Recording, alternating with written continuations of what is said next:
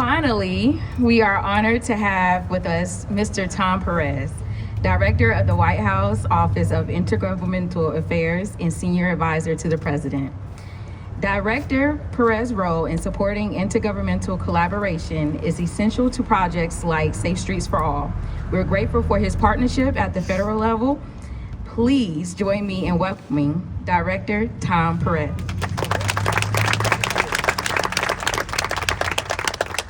Good afternoon, everyone. It's an honor to be back in Savannah, and thank you for bringing the weather, Mayor. I know you promised me you were going to do that, and once again, you delivered.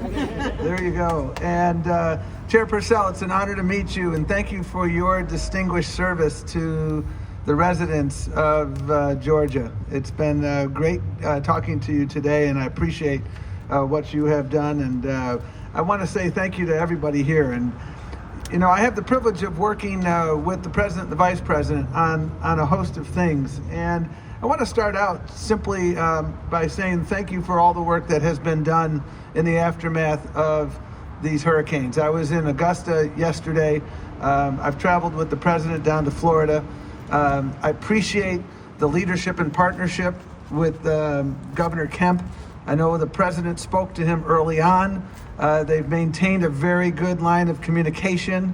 When the request for a major disaster declaration got to the President, he approved it literally within hours because we knew you needed help here and around the state and in other states. And so we're continuing to be here. We're going to continue to have your back.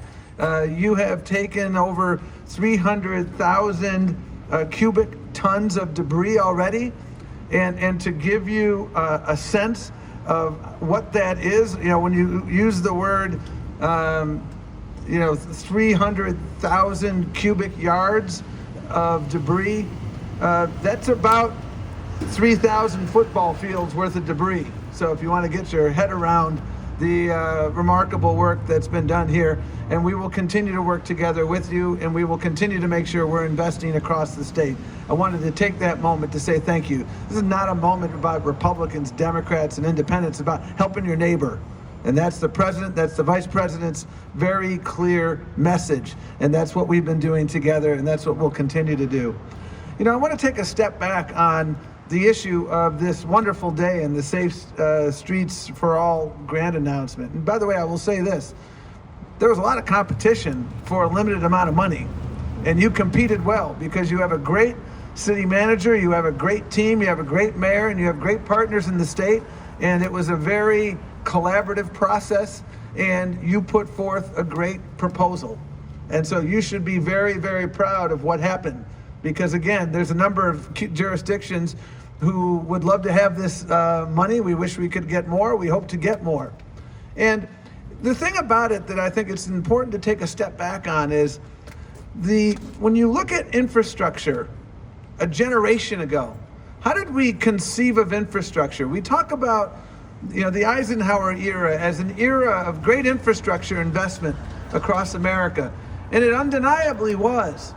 But there were a few flaws in the implementation and in the visioning of these infrastructure projects from prior generations. Flaw number one was, the main goal was, we need to get people through these neighborhoods as fast as possible. That was one of the major goals. Let's get through it. Speed. Pedestrian safety was not on the list of priorities. That's a reality. And I could give you story after story of other communities that have had similar challenges. Secondly, as I've heard Secretary Buttigieg talk about with great eloquence, you know, there's a saying, so-and-so lives on the other side of the tracks. And all too many projects, in the name of development, took out major communities of color. And I could give you many examples. I'll limit it to one or two. I mean, you mentioned the I-16 overpass. I don't think it was a coincidence where that was located, Mayor. And I know that folk here in Savannah understand that as well. This was not an isolated incident, unfortunately. If I take you to where I got married in Milwaukee, Interstate 43 and Interstate 94, when they were constructed, they took out 15,000 black homes and 1,500 black businesses in the name of progress and getting people through the city real fast. Could take you to Syracuse, New York.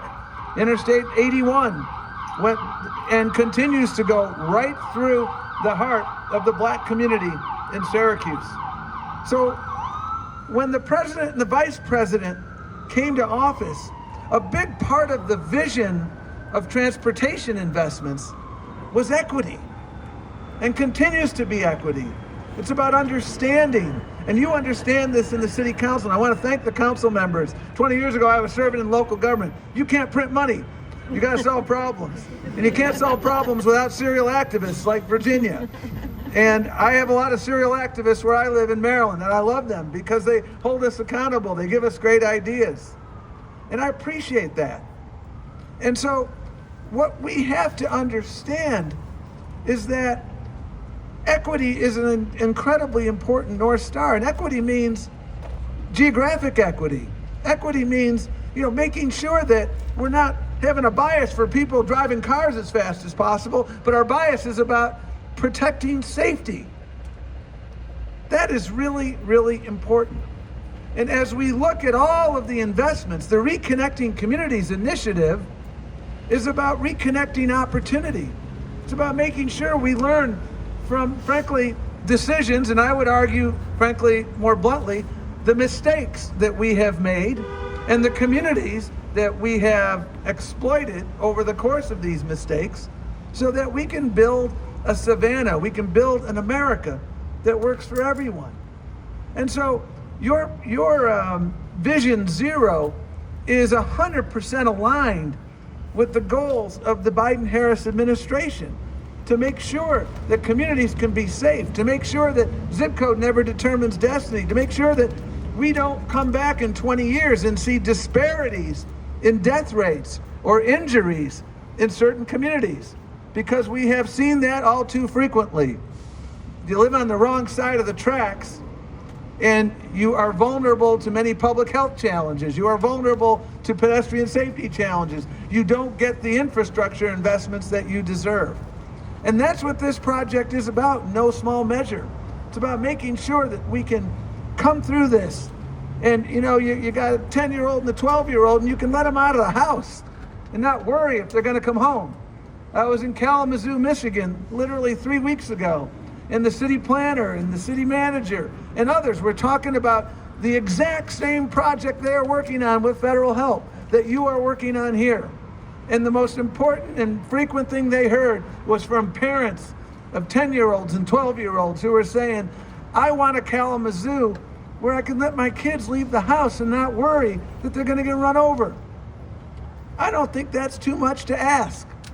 And that's what you are going to accomplish in this grant. And that's what we'll do together. Again, this isn't about R's and D's and I's. This is about community, period. And that's what we're doing in these projects. That's what we're doing in these projects across the country. And the last thing I want to leave you with is to build on something that the mayor said. And it's really important, I've learned in the course of my public service, to understand the moment of time in which you are living. Because if you don't understand the moment, you don't meet the moment. And history also teaches us that moments don't last forever. And you don't want to wake up and realize that a moment has passed you by and you made some errors of omission that prevented you from benefiting from the moment. This is an unprecedented moment in scope and scale of opportunity to do big things right here in Savannah, across the state, across the country. This investment is one example. The mayor cited many others. Our Reconnecting Communities initiative with the I-16 exit ramp near MLK. That's a really important opportunity we have here. You have competed consistently well for other infrastructure dollars. We saw in this storm, I was talking to people in Augusta yesterday, we haven't seen anything like this in 100 years or more. That is true. But what we must also acknowledge is, don't expect that it's going to be another 100 years before we see a storm like this. I can take you to Ellicott City, Maryland. 200-year floods in 5 years that went right through the heart of Old Town Ellicott City. 2 within 5 years. And so we have opportunities right now through the infrastructure dollars to invest in resilience. We don't build back now here just as it was before the storms. We've got to understand, Wayne Gretzky, remember him, the great hockey player. You don't skate to where the puck is, you skate to where the puck's going. And unfortunately right now, we understand that extreme weather events are very real, whether it's the fires out west, the hurricanes here, and so many other weather events. I took a helicopter ride with the president a couple weeks ago down in Florida, and it's just absolutely mind-numbing to see what happened. So the good news is that we have a moment of unprecedented opportunity through the bipartisan infrastructure bill, through the Inflation Reduction Act. You know, the Inflation Reduction Act was federally designed, but it's private sector funded. And here in Georgia, your private sector has been taking remarkably good advantage of the opportunities. For every dollar of federal investment, we're seeing $8 of local investment, private investment. So opportunities abound to build a resilient community, to build a safe community, to build an inclusive community. The investments we're making to make sure that everybody has access to quality high-speed internet, to make sure we replace all lead service lines in every corner of America. Flint, Michigan is not the only city that had a water problem. They exist everywhere. And the president has committed to replacing every lead service line within the next 10 years. That's a real opportunity, folks. We're in the throes of an infrastructure decade, not an infrastructure day or an infrastructure week, but continuing opportunity to work together with GDOT and with other stakeholders to make sure that we're building a Georgia that meets the moment, that is inclusive, that makes sure that no zip code is left behind, that makes sure that we understand the lessons of history, the mistakes that we have made, and that we understand right now that this is an unprecedented opportunity to work with local governments. The American Rescue Plan was an investment of trust in local government. We didn't tell you what to do because we trusted you. And that trust has been well earned, Mayor. That trust has been well earned, Madam Chair. You had so many titles, I didn't know which one to call you. And this trust will continue to be well earned. There is so much more to do.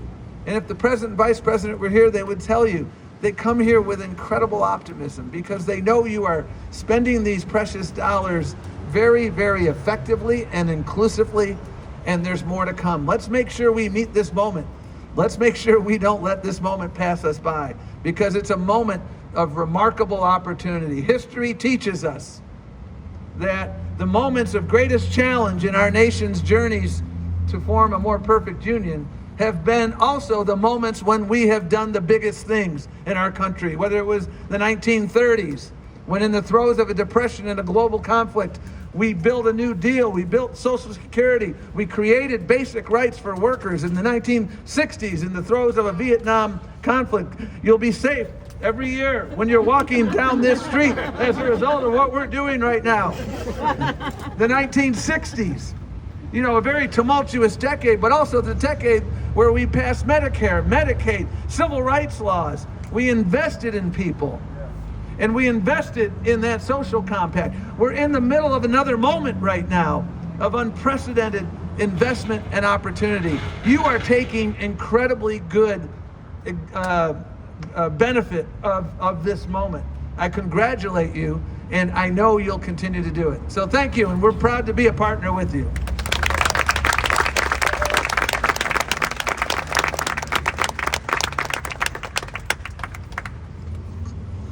Thank you so much, Director Perez, for sharing those powerful words and for your support from the White House. And thank you again to all the speakers today and everyone who has helped with this project. The Safe Streets for All grant, along with Savannah's own $2.4 million investment, demonstrates our shared commitment to making Savannah safer for everyone who lives, works, and travels here. With that, we'll look forward to sharing more updates as this project progresses. Thank you for being here, and please enjoy the rest of your afternoon.